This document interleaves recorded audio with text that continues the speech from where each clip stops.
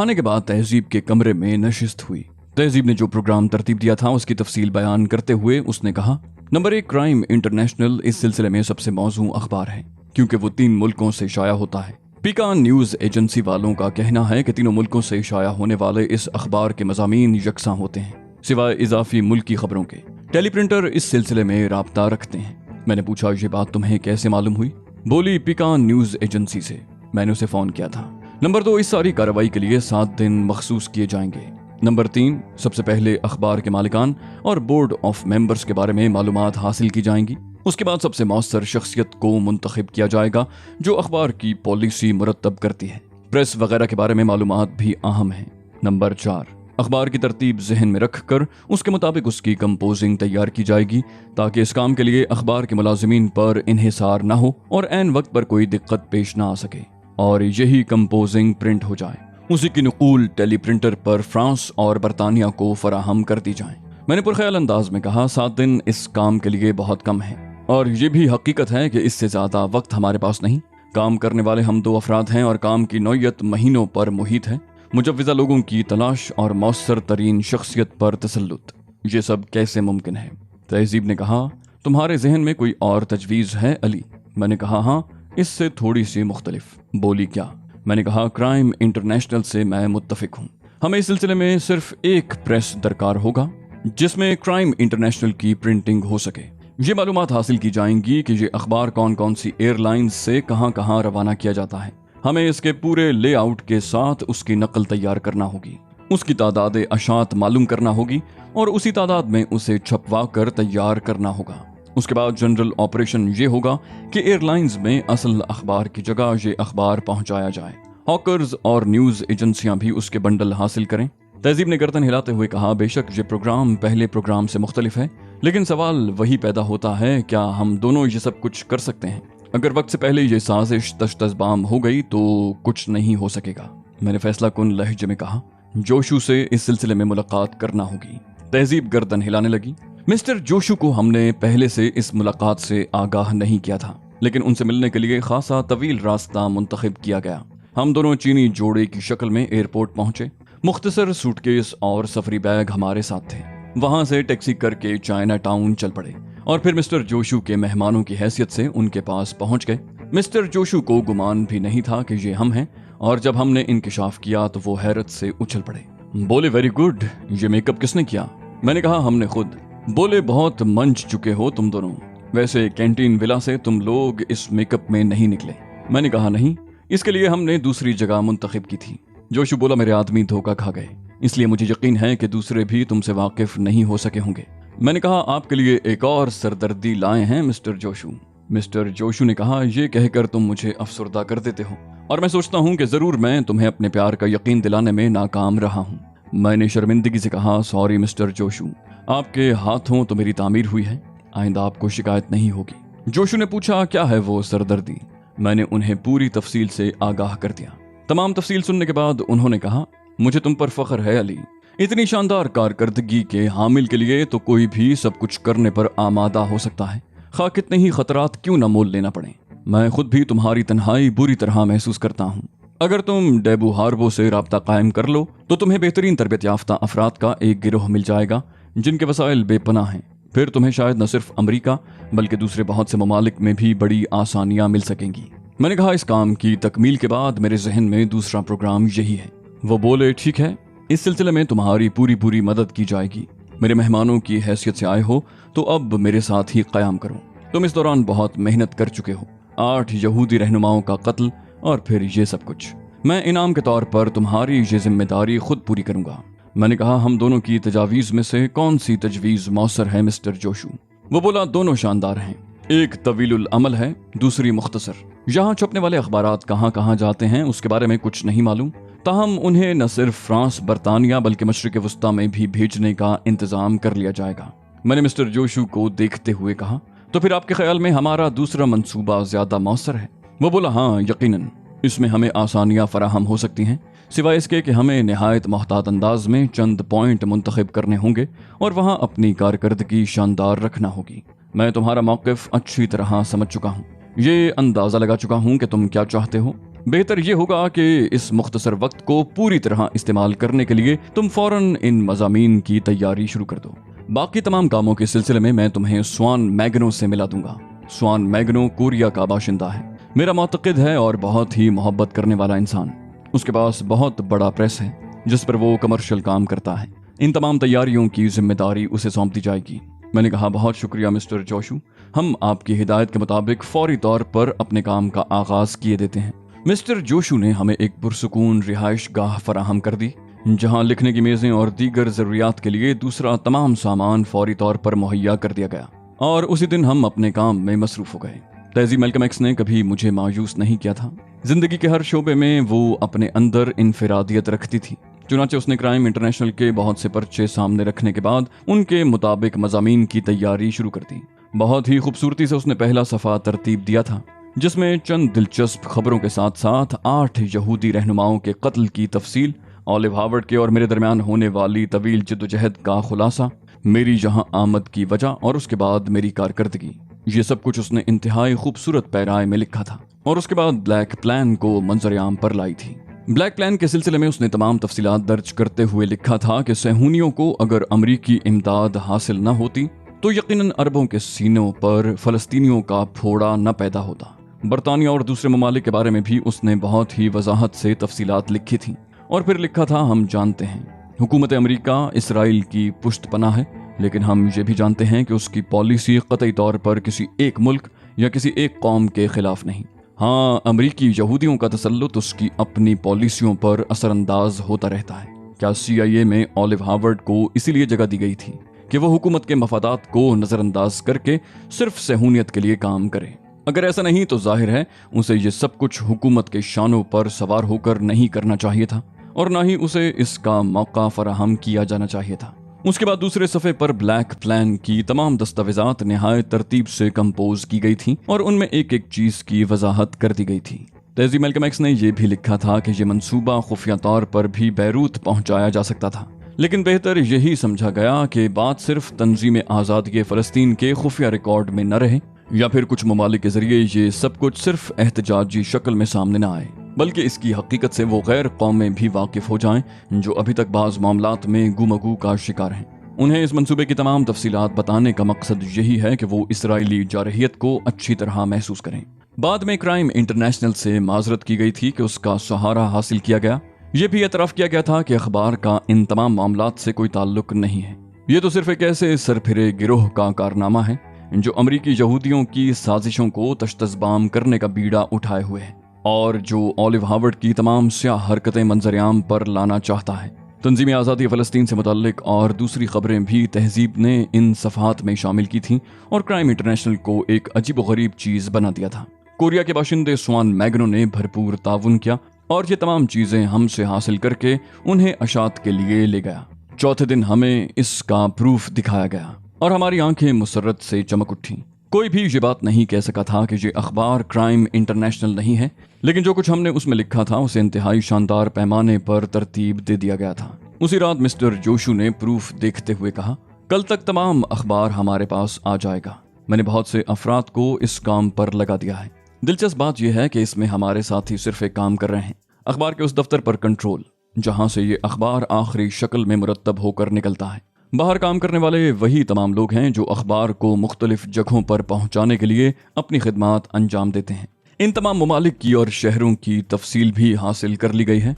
जहां जहां ये अखबार पहुंचता है फहरिस्त तुम्हारे सामने है और तुम्हें ये सुनकर खुशी होगी कि क्राइम इंटरनेशनल दुनिया के तकरीबन 8 ममालिक में जाता है और वहां सुबह के अखबार की हैसियत से तकसीम हो जाता है। मेरा ख्याल है तुम्हारी ये काविश मुकम्मल तौर पर कामयाबी की तरफ गामजन है और उसमें तुम्हें कोई नाकामी नहीं होगी। मेरी आंखों में आंसुओं की नमी आ गई थी। मिस्टर जोशू ने मेरे ख्वाबों की तकमील ज़रूरत के मुताबिक ही कर दी थी और मैं उनके उस एहसान को कभी नहीं भूल सकता था। बाकी तमाम कार्रवाइयों में भी उन्होंने मुझे कोई हिस्सा न लेने दिया और फिर मुकर्रर वक्त पर जनरल ऑपरेशन किया गया। उसी सुबह मिस्टर जोशू ने मुझे खबर सुनाई कि उनका काम मुकम्मल हो चुका है। सुबह 3:30 बजे बैरूनी अखबारात एयरलाइंस के जरिए रवाना हो चुके हैं और मकामी तौर पर तकसीम होने वाला अखबार तकसीम के लिए हॉकर्स और दूसरे इदारों के सुपुर्द कर दिया गया है। ये सब कुछ मिस्टर जोशू ने किया था। हमारी कारकर्दगी इस सिलसिले में सिर्फ इतनी थी कि हमने मैटर तैयार किया था। उसके बाद मिस्टर जोशू के पास रुकना मुनासिब नहीं था। इस तमाम कार्रवाई का नतीजा हम दूसरी हैसियत से देखना चाहते थे। चुनाचे मिस्टर जोशू की इजाजत से हम एक बंद गाड़ी में बैठकर बाहर निकल आए। हमारे चेहरों पर वही मेकअप था, लेकिन जब ये गाड़ी हमें हमारी मतलूबा जगह छोड़कर चली गई और ये इत्मीनान हो गया कि उस वक्त हम किसी की निगाह में नहीं हैं, तो मैंने और तहजीब ने मेकअप तब्दील कर लिया और मिस्टर जैगर और मिसेस जैगर की हैसियत से अपने फ्लैट की तरफ चल पड़े। अमेरिका में अली यार खान की आमद के बाद ये दूसरा धमाका था और उसके असरात के लिए हमें निहायत जहानत और होशियारी से खुद को तैयार करना था। माइकल जोशर का हंगामा और फिर ये नया वाकया एक ही शहर से ताल्लुक रखता था। सबसे अहम बात यह थी कि इस सिलसिले में भी ऑलिव हार्वर्ड बराह रास्त मुलव्विस था, इसलिए जो न हो जाता कम था। फ्लैट पर आने के बाद हमने इस सिलसिले में गौर किया और फैसला किया कि हमें फौरी तौर पर यह शहर छोड़ देना चाहिए। तहजीब ने पूछा, कहाँ जाएंगे? मैंने कहा, इसका फैसला तुम करो। बोली, डेबो हार्बो हमारी फहरिस्त में है, अगर शिकागो चलें तो। मैंने कहा, ख्याल बुरा नहीं है, लेकिन उसके बारे में हम कुछ नहीं जानते। मिस्टर जोशू हमदर्द इंसान है, लेकिन ये जरूरी तो नहीं है कि वो जो कुछ सोचें वो हर्फ ब हर्फ दुरुस्त हो।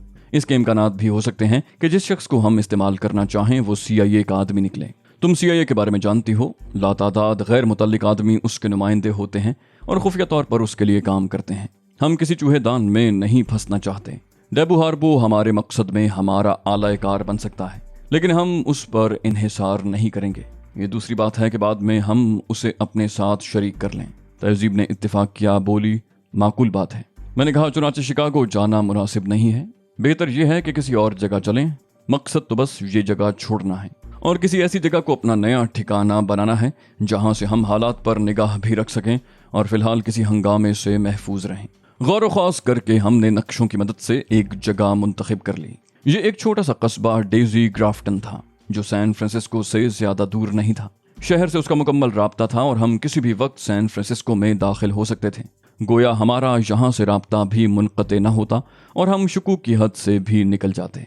लेकिन इस नई जगह के लिए पुराने मेकअप की जरूरत नहीं थी। हमें कोई नई हैसियत इख्तियार करना चाहिए। चेहरों में बहुत सी मामूली तब्दीली पैदा करके हम जरूरी तैयारियों के बाद बाहर निकल आए और फिर डेजी ग्राफ्टन चल पड़े। इसके लिए हमें शहर के एक गोशे से टैक्सी हासिल करना पड़ी। डेजी ग्राफ्टन को सिर्फ नक्शे पर देखा था, लेकिन उसके हसीन खुतूत देखकर दिल खुश हो गया। हसीन सरसब्ज पहाड़ों के दरमियान झरने बिखरे हुए थे। यह कस्बा फलों की सप्लाई के लिए मशहूर था और उसी मुनासिबत से यहाँ बागात बिखरे नजर आ रहे थे। यहाँ बड़े होटल तो नहीं थे, लेकिन मोटेल की तर्ज की कुछ इमारतें मौजूद थीं, जिनमें से एक इमारत में क़याम के लिए जगह मिल गई। अपने खूबसूरत कमरे की अकबी खिड़की खोली तो बाहर आ गई। सामने ही एक आबशार गिरती हुई नजर आ रही थी, जिसके अतराफ में गहरा सब्ज रंग बिखरा हुआ था। तहजीब ने गहरी गहरी सांसें लेते हुए कहा, हसीन जगह है। मैंने उसके हसीन चेहरे पर नजरें जमाते हुए कहा, हमें इसी की जरूरत थी। वो बोली, बेशक थके हुए लोगों के लिए इससे उम्दा जगह कोई नहीं होगी। मैंने चौंक कर तहजीब को देखा। तुम थक गई हो? उसने मुस्कुराते हुए कहा, वाह वाह, अब अल्फाज की गहराइयों में डूबने लगे। थकन से मेरी मुराद वो आर्जी थकन है जो किसी मिशन की तकमील के बाद इंसानी जहन पर तारी हो जाती है। तुम इस पर चौंके क्यों? मैंने कहा, तुम्हारे बारे में सोचते हुए अक्सर चौंकता रहता हूँ तहजीब। वो खिड़की से बाहर देखते हुए एक अदाए बेनियाजी से बोली, खूब, इस हसीन मकाम पर यह कनूतियत तारी होना अजीब बात है। क्या सोचते हो मेरे बारे में अली? मैंने एक अजीब सा सवाल किया। यही कि ग्रीन पोल छोड़कर तुम्हें क्या मिला? तहजीब ने बदस्तूर मुस्कुराते हुए कहा, अली। मैंने कहा, अली ने तुम्हें क्या दिया तहजीब? उसने कहा, मोहब्बत।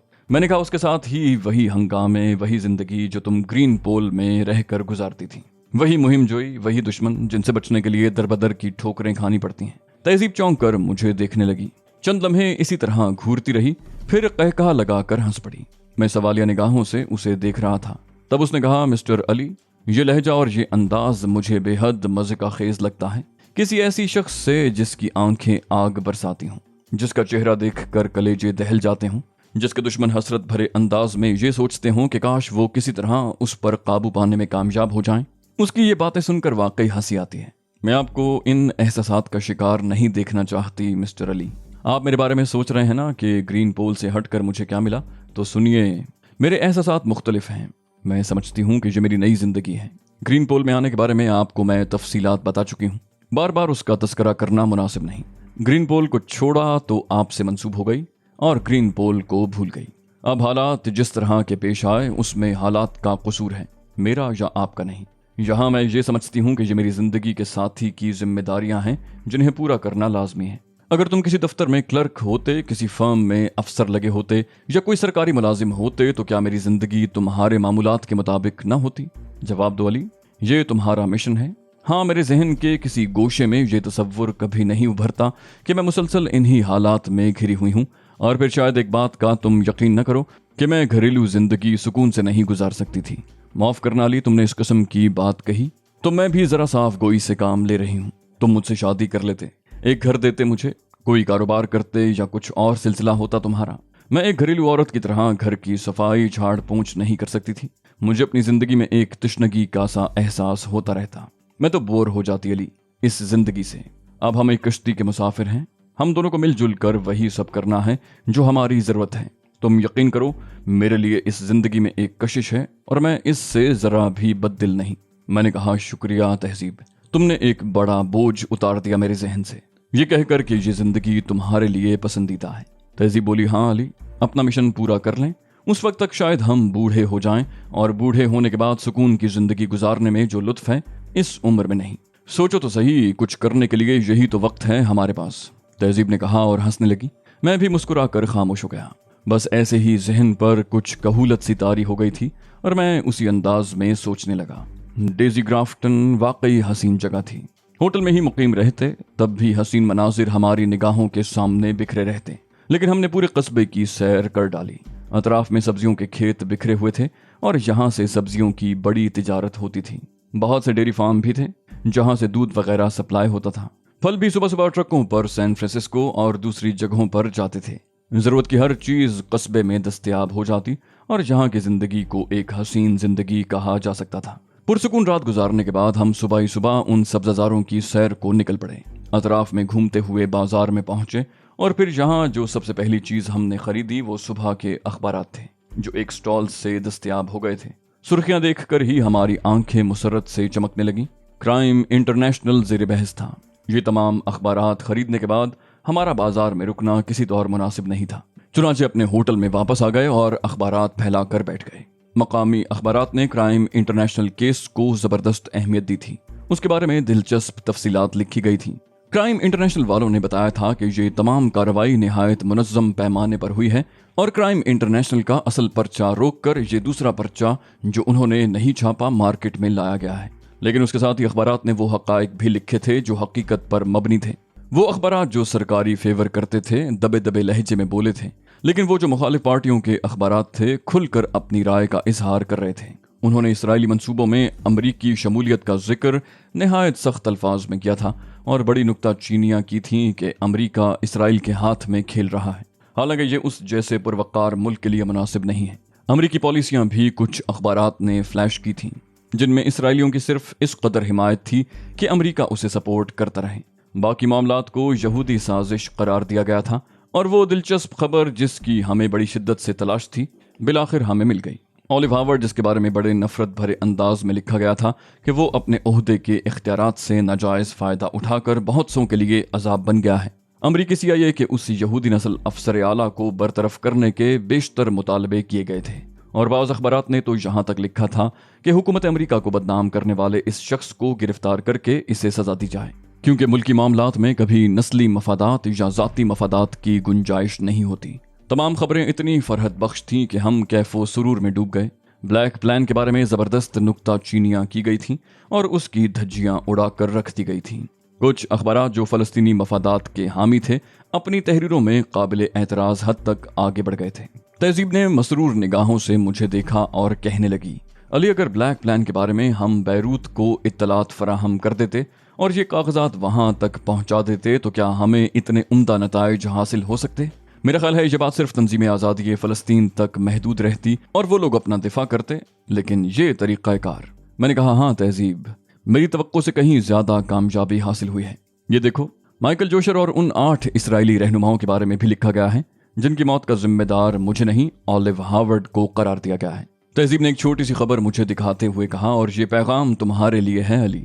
उसमें एक फलाही इदारे के आला अरकान ने मुझसे दरखास्त की थी कि कत्ल गारत गरी करके और बेगुनाह इंसानों को कत्ल करके मैं ऑलिव हावर्ड से इंतकाम का इजहार न करूं। बात जिस शख्स की है उसी शख्स तक महदूद रहना ज्यादा मुनासिब है। बाकी रहा फलस्तीनी मकासद का मसला, तो उसके लिए फलस्तीनी जो कुछ कर रहे हैं उसी पर इन्हिसार किया जाए। मुझसे दरख्वास्त की गई थी कि मैं बेगुनाह इसराइलियों को कत्ल न करूं और आइंदा अपनी दरिंदगी के मुजाहिरों से बाज रहूं। एक और इदारे ने मुझे पेशकश की थी कि अगर मैं चाहूं तो उससे राब्ता कायम करके फलस्तीनियों के लिए वो मुराद हासिल कर सकता हूं जिसका मैं ख्वाहिशमंद हूं, और उसके जवाब में मैं अपनी ये दहशतगर्दी बंद कर दूं। मैंने आंखें बंद करके सोफे की पुश्त से सर टिका दिया। मैं इस अजीमुशान कामयाबी के लायक नहीं था, लेकिन खुदा ने मुझे उससे नवाज दिया। न सिर्फ अमेरिका में बल्कि उन 8 ममालिक में मेरी जबरदस्त शोहरत हो गई थी जहां जहां क्राइम इंटरनेशनल पहुंचा था।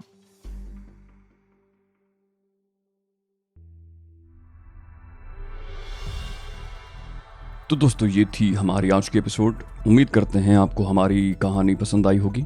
आपके कमेंट्स और आपकी राय का बहुत बहुत शुक्रिया। हम कोशिश करेंगे कि आपके लिए मजीद बेहतर से बेहतर कहानियां लाते रहें। और अगर आप अपनी कोई कहानी हमारे साथ शेयर करना चाहें तो ईमेल, फेसबुक या इंस्टाग्राम के जरिए हमसे राब्ता कर सकते हैं। सबके लिंक आपको चैनल की डिस्क्रिप्शन में मिल जाएंगे। अगली किस्त में आपसे फिर मुलाकात होगी। तब तक के लिए अल्लाह हाफिज।